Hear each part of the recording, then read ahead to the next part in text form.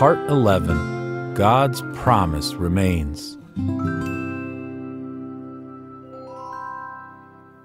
Even though God's people were far from home, God still spoke to them. God sent more prophets. They spoke all His words and wrote them down in God's holy book.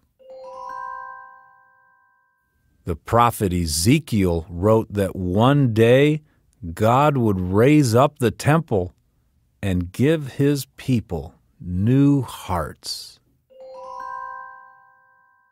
Isaiah reminded them that God's forever king would come from the family of David. The prophet Jeremiah was hopeful too. He said that Israel would return home again in 70 years. 70 years passed, and the prophet Daniel prayed to God. He asked God to remember His promise, and God heard Daniel's prayer. Finally, God's people went home to Jerusalem.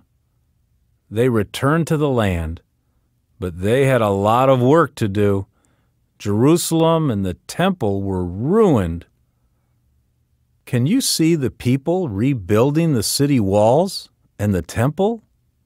They worked very hard, and when the foundation was finished, the people celebrated. All the people shouted loud praises to God. They were happy.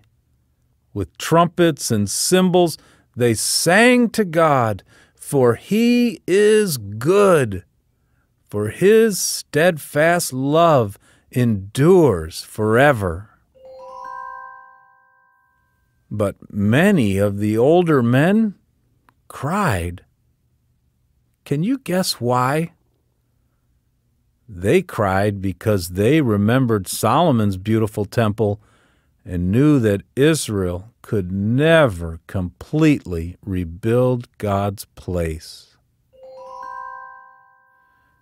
They cried because they still longed for God's forever King to come.